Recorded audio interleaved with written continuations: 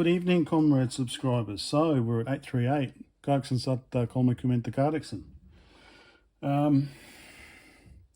Jeremy from Jeramy's Vintage Hillbilly Shack sent me an email. He's apparently working on a replacement keyboard for the Atari 800 using Cherry MX switches, but he didn't have one himself. He's got a 400 and a 800 XL. So he just wondered if he could get some dimensions of the circuit board to, make the replacement. So of course that means I had to pull it apart. So which also meant it was a good opportunity to replace the linear regulators as well. So I've had it running for about an hour and a half. And let's see, the left-hand side is about 28 degrees Celsius, so about ambient or just over ambient. And the plastic on the right-hand side, where the power supply is, let's have a look. So yeah, hitting about 40 degrees, so it's about 12 degrees warmer. Now, I'll do that, it's going to turn it off, right? Okay, so I'll do that. Hey, look how quickly I'm doing this. And I'm a pro now. I say that as I get stuck on this bit. Doesn't matter actually, because I'm just going to pull the whole bit off, aren't I? No, I'll pull that off first. And turn the power off. So I just want to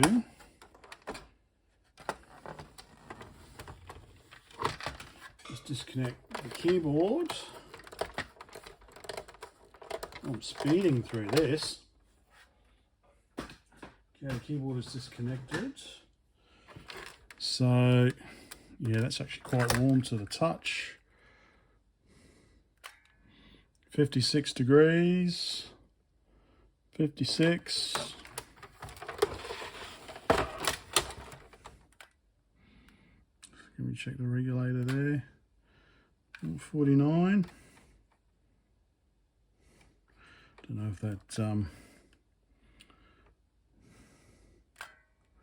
46. The metal is definitely 50. 53. So it's definitely getting quite warm.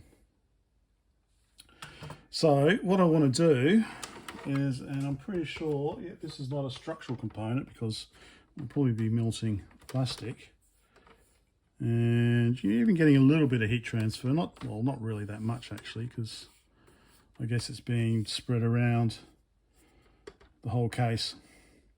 But yeah, so I'm going to pull power supply out again. So that's just these 3 screws.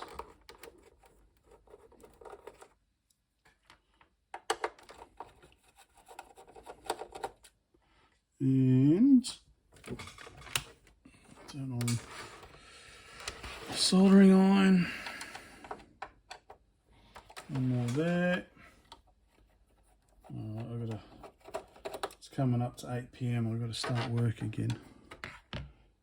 Helping out with an upgrade in New Zealand. Alright. So that just pulls up over here. There we go. And what's getting stuck here? Oh, I'm taking the whole screw out. There we go. Okay. Get that screw out with the washer. And we can put this to the side. Got our power supply again. All right, let me get set up. Okay, yeah, I've got about 15 minutes before I have to join the bridge. So, looks like the heatsink's just held on by these screws. So let's remove them.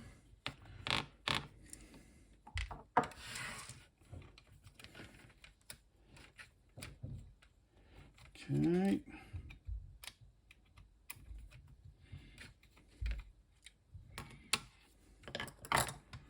Is that enough for them to come off? So there will be some thermal paste. Oh no, okay, there's that thing there. Chopping it off. Don't need it. Don't need it.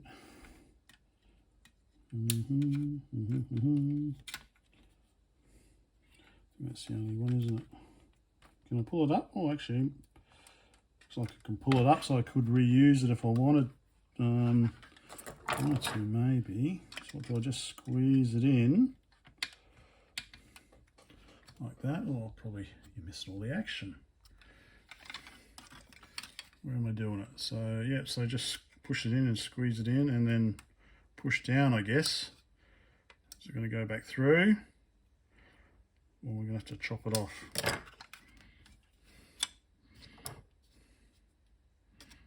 Maybe I'll just pull it through this way.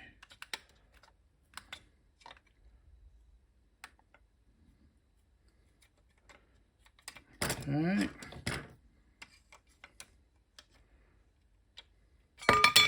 There we go. Just about got it through. There we go. All right. Okay. Atari 800 heatsink. So there's the 7850 we want to replace, and the 7812. I'll stick them in vertically again, I guess.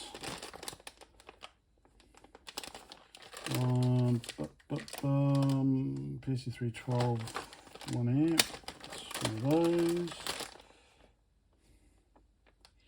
12 volt 1 amp. Yeah.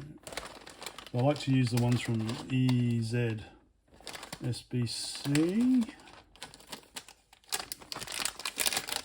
Okay. Because I've got components only on one side as well, which makes it a bit easier. So this is the EZ SBC or EZ SBC. This is the 12 volt, the 7812 replacement. Whereas you look at, and this is the 7805 replacement. So you can see basically clear on the back. Whereas you look at other ones that you get. Well, the other great thing also is that you talk, I think it's Darren, you ask him, well, you don't have to ask him, when you order it, you can get it without the headers on. So they come like this, and then they include the headers separately. Why is that important? Well, it allows you to put the headers on so that the headers are out here, or they're out here, or you have it mounted like that, or you have it mounted like that. So it just gives you some flexibility. So this is another kind of, well, I think it's a good brand one, but notice we've got all this shit on the back as well. So compare it to the EZ SBC one. So yeah, I'll definitely go for EZ SBC every time. And obviously also, you know, it comes with the headers already in, so you're kind of forced to stick it in only one way. Right, you put that back.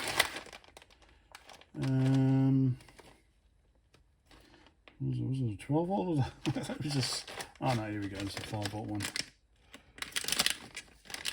Right, let's tidy up a little bit. Gonna have to get the desoldering iron on as well, and let's get these replaced. Sorry, still zoomed in. There we go.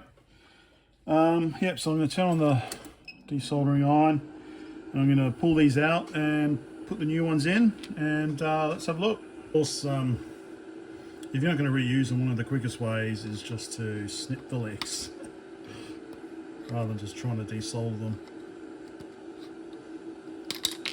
Makes it a lot easier to desolder. So that's the 7805. So I'm going to do them one at a time so I don't get confused. So there we go. Here's the 5-volt version ready to go in. Right, here we go, all done. So there's the 7805 replacement and the 7812 replacement. So if you wanted to, you can, this is how the heatsink was on there. So you can still stick it on there, but you can no need. Right, so let's give this a quick test. Turn it on, and so far so good. All right, let's put it back in the machine, let it run for another hour and a half, and see the difference. I'm assuming basically the right hand side is going to be the same as the left hand side now, basically ambient. And then it's off to work I go. Off to work I go. Okay. I'll just do this quite quickly before I go start work. Okay, so screw with the washer goes in the middle one.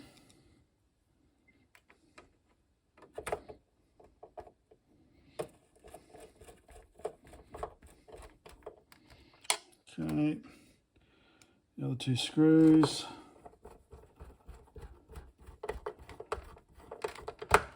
You know the drill.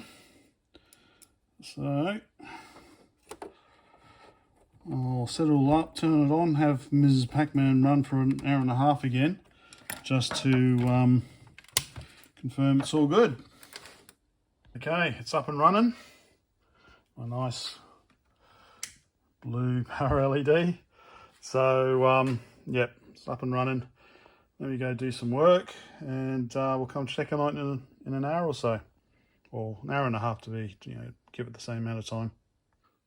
Right, let's check. So I can actually feel a little bit of warmth right there. So left hand side's about 27, 28.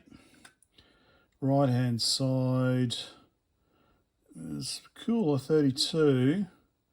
But then when we get to this vent, it's about 33. I wonder what's generating the heat there. Alright, so the power's off.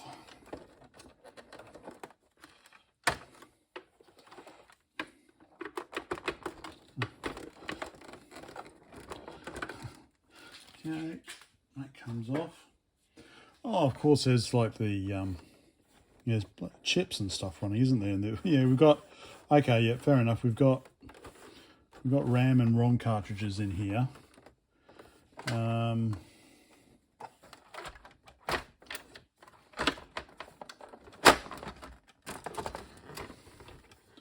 And of course we've got the CPU module under here as well, isn't it? The CPU module. So that would be, okay, we've got some heat. Yeah, some heat on the capacitors actually. Doing the rectification. Oh, of course, yeah, we've still got the rectification going on, haven't we? We've got the 4 diodes here for the rectification. So they always generate a bit of waste heat as well.